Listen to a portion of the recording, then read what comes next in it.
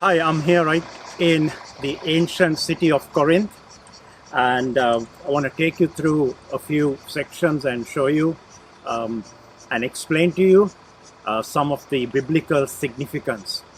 So, where is Corinth? Corinth was in an area called Achaia in the Roman world.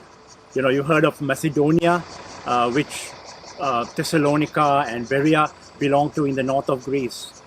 Now, Corinth actually exists in a small strip of land which is called the Isthmus. And that is actually the connector between northern Greece or the mainland Greece and the little area called the Peloponnese. And it's an interesting location because it was also a location for trade. And so there are two seas. One is the Gulf of Corinth on one side, and the Gulf of the surrounding Gulf on the other side. And this strip of land, which was like 4 miles wide, where ships would come from the surrounding Gulf and then move into the Gulf of Corinth. Now, what they would do was that they would literally take a lot of the ships and the cargo and transport it overland in a road called the Diokos. And they would either put the ships on carts with wheels, and also they would have this road which had stones, so it was easy to push the ships across. Now, why wouldn't the ships go round the Peloponnese and go to places like Rome? Because it was very dangerous. And many of the historians would say that there would be a lot of shipwrecks during the winter months. So merchants would prefer to cross the isthmus and or the land bridge and cross over rather than going right round, which was dangerous. There was one historian who said that if you've gone past the Peloponnese once, you would never go past it again, because the next time you will surely meet with your death. The two ports, that was one on the Aegean side and the Adriatic side, these were connected finally in 1893, and the famous Corinth Canal was built where ships would be able to go through. So therefore, with such a key location for trade, Corinth was a very prosperous city. And you would have people coming from Rome, from Egypt, even from Israel or the Holy Land, from Asia Minor. And so it was a real melting pot of religion, culture, trade, and literally anything was accepted in Corinth.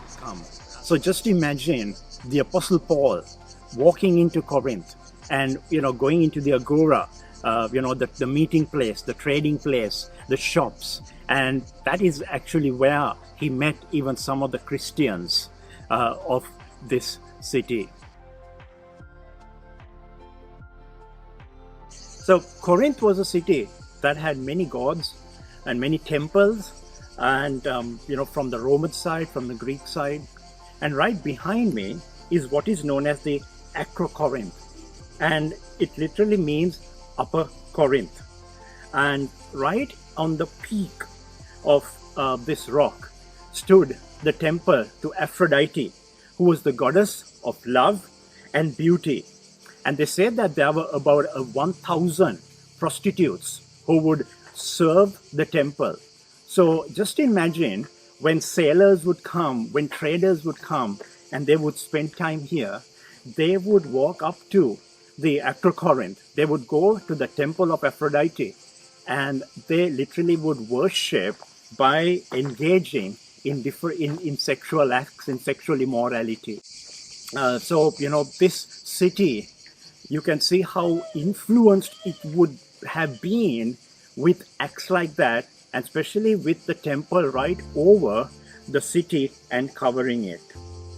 Now, it's interesting that in the letter to the Corinthians, Paul addresses sexual immorality a lot, more than many of his other letters to the other churches.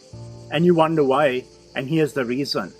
because this was a city full of such stuff. They say that there were new Greek terms that were coined after the city of Corinth. One was to say to Corinthianize somebody, which basically meant to practice immorality. Or a Corinthian girl was designated as one of the local prostitutes. And it was also not just the women, but there were also male prostitutes that served in these temples. Another important aspect that you can see up on the rock, you may be able to see a couple of buildings, and those were actually fortresses that were built to protect the city. So this city was not only a city of trade, but it was a phenomenal city where defense was already established by the way it was created. Another temple that we see in Corinth is a temple to Asclepius. Now Asclepius was known for the healing and the restoration of body parts. And if you have read the book of Revelation, especially in the church to the letter in Pergamum, you can see a reference to Asclepius. And so people would come, there would be shops, and in these shops they would have molded body parts of clay that they would purchase. And then they would take these body parts into the temple, and they would then offer it up to the gods with the hope that those body parts like hands, legs, ears, genitalia, whatever you needed the god to recreate, they would offer this and take those body parts home, hoping that they would have a new hand or a new leg or a new neck or whatever they were hoping for. But of course we know that never happened, because there's only true healing that comes from Jesus, our physician and our healer. Another temple that was actually in a higher elevation than the city itself was the temple that was dedicated to Apollos. Now we know that Apollos was a son of Zeus. Interestingly, in the book of Revelation, in the city of Thyatira, Apollos was referred to as the Son of God. But we know who the true Son of God is.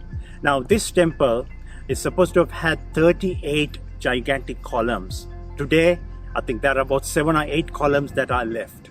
But this temple would overlook the entire city. It was on a higher elevation. So once again, I want to highlight the number of temples that were influencing the city was a lot.